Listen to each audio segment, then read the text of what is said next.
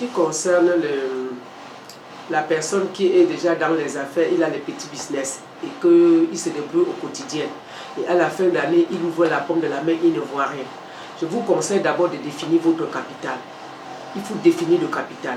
Si ce que tu vends au quotidien demande un capital de 300 000 par exemple, si chaque jour tu livres 2 clients et que le bénéfice est 10 000 ou 20 000, enlève déjà les 10 000, tu fais une petite cotisation, tu gardes ailleurs et tu laisses ton capital comme cela était. N'augmente pas ton capital. Je préfère que si le capital c'est 300 000 et que le bénéfice tous les jours c'est 10 000, dès que c'est 10 000, tu enlèves 3 000 pour la ration de la maison et tu épargnes 7 000. Chaque jour tu fais tout et tous les jours tu augmentes un client. Tous les jours tu augmentes un client. Chaque jour c'est un deuxième client. Chaque jour, c'est un client. Si tu sautes un jour de prospecter un client, le deuxième jour, tu prospectes 2. Si tu es allé au village faire 3 jours, tu rentres, tu prospectes 6 pour te rattraper. C'est-à-dire, l'entrepreneuriat n'est pas un petit jeu. C'est un long parcours et c'est un travail très dur. Être entrepreneur et travailler, être patron demain, c'est un sacrifice. C'est un sacrifice, ce n'est pas un petit jeu. C'est travailler et réfléchir, te payer ton salaire. Et pour te payer ton salaire, ce n'est que de faire une petite cotisation de 10 000 francs peut-être. Ça dépend de ce que tu gagnes par jour, ou par semaine, ou par mois. Ce n'est que dans ce sens-ci. À la fin de l'année, si tu cotisais peut-être 50 000 et que tu cotises pendant 12 mois, tu vas te retrouver avec 600 000. Tu prends les 600 000 déjà, tu mets dans un compte bancaire, tu gardes. L'année qui vient, tu cotises tout 50 000 chaque fin de mois. À la fin de l'année, tu prends, tu gardes. Tu te retrouves en 2 ans à 1 200 000. La troisième année, tu fais toujours la même chose. Tu te retrouves en 3 ans à 1 800 000. Quatrième année, tu te retrouves à 2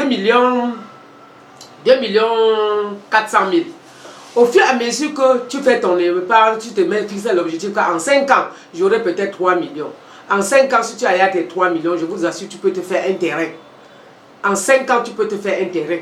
Même de 3 500 000, même de 4 millions. Même si tu es un enfant paresseux, comment tu peux payer un terrain? Il y a les terrains titrés aujourd'hui, même à 5 millions, qui est bien. Que tu peux acheter pour toi, tu gardes. Et le terrain, chaque année, ça produit. Le terrain produit chaque année. Il ne faut pas faire l'entrepreneuriat sans au moins acheter un terrain, tu gardes pendant 5 ans. Ça veut dire que tu n'as pas travaillé. Les économies, ce n'est que la cotisation. Prospecter chaque jour. Et l'entrepreneuriat n'est pas facile. Pour ceux qui ne peuvent pas parvenir à travailler seul et gagner 20 000 aujourd'hui, il sait que demain, je peux plutôt gagner que 5 000 francs. C'est-à-dire que quand tu veux manger l'argent, il faut calculer ce que tu manges en sachant que tu peux être en santé aujourd'hui, tu peux livrer, tu gagnes de l'argent. Tu peux aussi savoir que demain tu peux être malade, tu ne livres pas. Même le téléphone, tu ne décroches pas. En ce temps-là, tu vas manger les économies. Donc il faut être prudent. Au lieu de faire l'entrepreneuriat, c'est-à-dire que tu veux devenir femme d'affaires ou homme d'affaires, tu veux voler avec tes ailes, sans qu'en 5 ans, tu peux recruter un emploi pour que vous faites ensemble. Il vaut mieux chercher un travail chez quelqu'un qui est déjà assis. On te paie un salaire de 100 000 francs. Tu sais que j'ai mes 100 000 chaque fin de mois, ça ne rate pas parce que tu ne cherches pas à savoir où est-ce que le patron a pris pour te payer. C'est aussi une façon de dire à ceux qui veulent se lancer dans l'entrepreneuriat que pour être dans l'entrepreneuriat, si ça te dépasse, va chercher le travail. Tu travailles, tu sais que ton salaire est déjà bien fixé.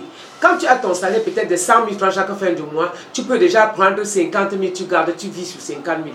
Ainsi de suite, tu peux toujours faire le projet comme celle qui avait son business seule.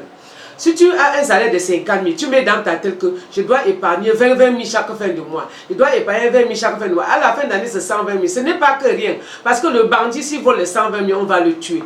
Si tu as 120 000 chaque année et qu'en 5 ans, c'est combien? Ce n'est pas plus de 500 000. En 5 ans, c'est plus de 500 000. C'est toujours quelque chose parce qu'il y a les gens qui vont mourir sans jamais compter 500 000 qui est leur argent parce qu'ils n'ont rien compris au départ.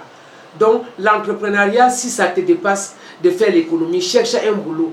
Même si c'est 100 000, tu épargnes 50 000, tu manges 50 000, tu vas cibler dessus parce que si tu es malade, le patron va toujours payer ton salaire. Ça, j'ai répondu à cette question en 2 volets. Donc, l'entrepreneuriat n'est pas facile. Et un homme d'affaires, c'est un esclave. Quand vous comprenez une femme d'affaires ou un homme, c'est un esclave. C'est quelqu'un qui travaille tous les jours. Il commence à réfléchir votre salaire le premier. Le 30 avant d'arriver que ses cheveux sont blancs parce qu'il faut payer les salaires. C'est pour ça que je dis toujours, il faut aimer ce que tu veux faire. Il faut bien aimer. Et le patron ne fait pas confiance au hasard. Les patrons font confiance à l'employé après avoir bien étudié l'employé. Et c'est l'employé qui rend le patron riche. Aucun patron ne peut te dire qu'il est riche seul sans employé. On ne peut pas créer l'entreprise et gérer seul. Et si tu vois certains patrons, ils marchent en route, ils parlent, ils sourient, ça veut dire qu'il a laissé un bon derrière qui est l'employé. Merci.